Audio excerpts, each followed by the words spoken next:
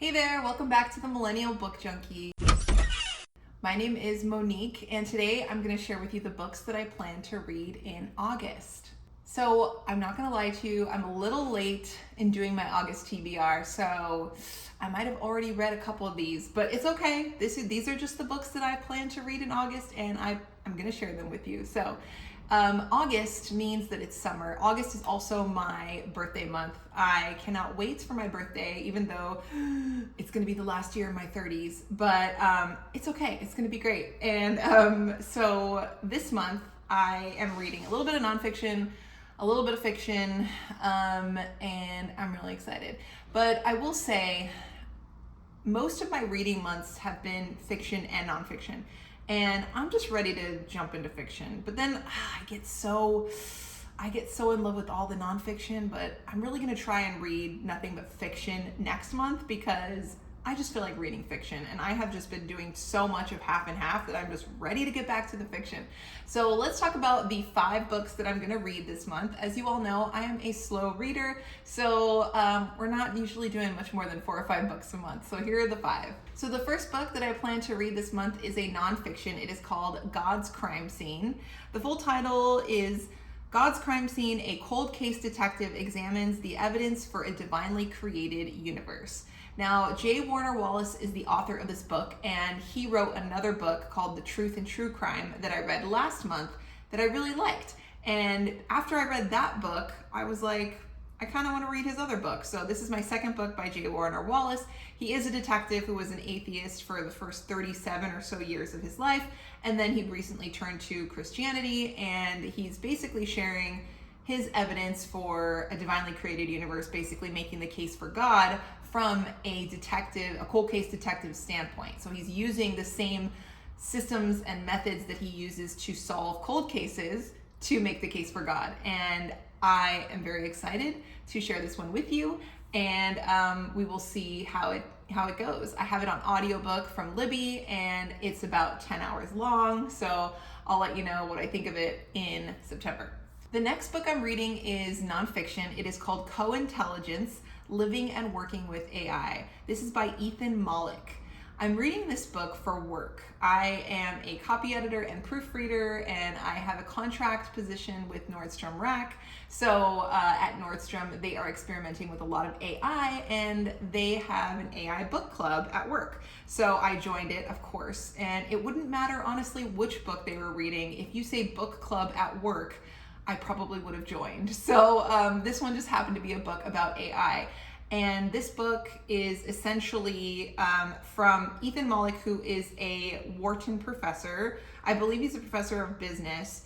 And he basically talks about living and working with AI. And if you have not been living under a rock for the last year, you know that AI is really immersing itself into our lives now with OpenAI and ChatGPT and Microsoft Copilot and all the other softwares and businesses and that are around now focused on AI, the LLMs, I guess they're called, the language learning models. And I use AI all the time. I use it to help me come up with story ideas, and I use it to help me rephrase things, and I use it as a secondary search engine now more than Google because it gives me such direct answers. Usually, you still have to do your research with AI, but anyway, I'm reading this book on AI, and I'm really excited. So let me tell you a little bit more about it. So in this book, Mollick urges us to engage with AI as a coworker, a co-teacher, and a coach.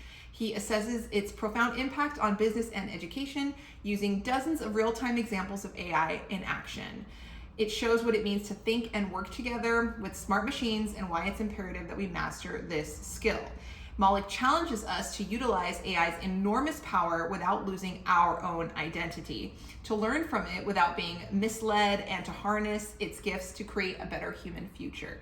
So I'm really excited about this book, and I think it's really good to educate yourself on AI because it's so everywhere right now. So I think it's really good to know a little bit more about it and to keep yourself apprised of what it means for us as we work and our future. So that's what I'm reading in August. The third book I'm reading in August is Kristen Hanna's The Women. Again, this is another book club book. Last month I was in 0 book clubs, and this month I am in 2 book clubs, and so I just piled it on this month.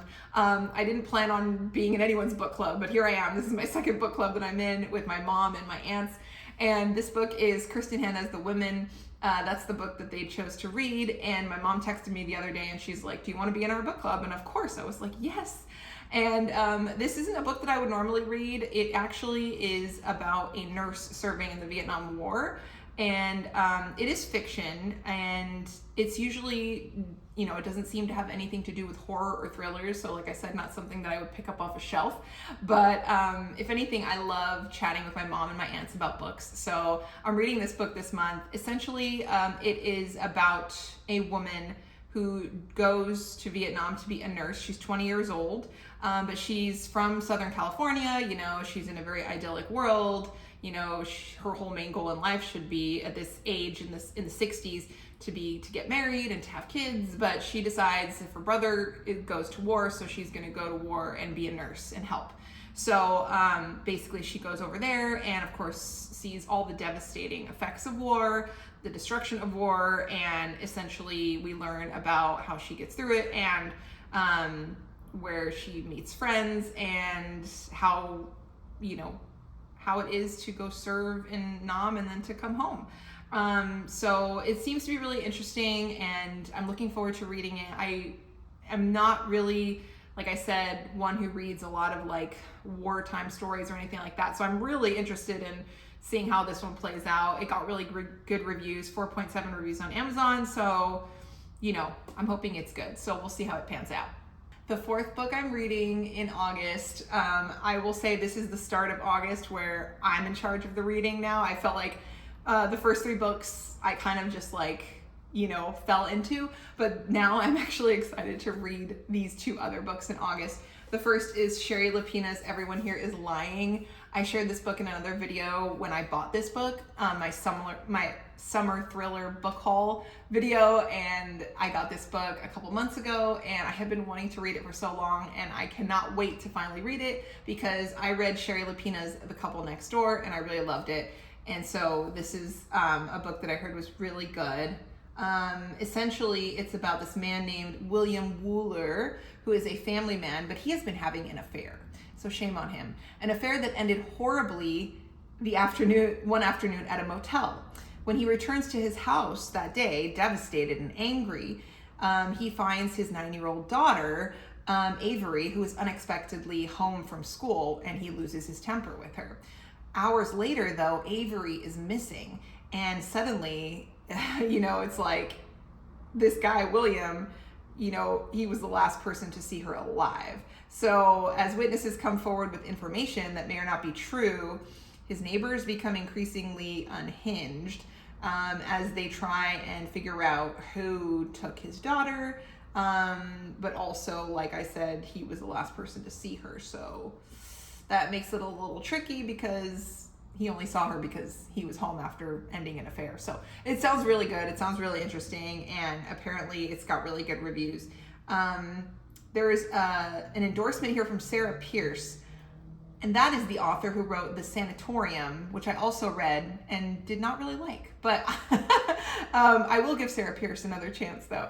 And I'm excited to read this one just because I already know Shari Lapena's work. And oh my God, I can't wait. So that will be towards the middle to the end of August. And then the 5th book this month that I'm reading is Lucy Foley's The Guest List. I'm so excited about this. I bought this just a few weeks ago and I shared about it in my summer thriller book haul video as well. I've never read any Lucy Foley, but it seems to be about a wedding where people die. And I just got married a few months ago, and I just think that's a perfect setting for horror and thriller.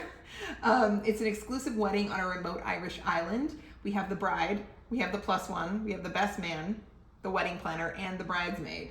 All have a secret, all have a motive, but one is a murderer. So that's all the book says on the back.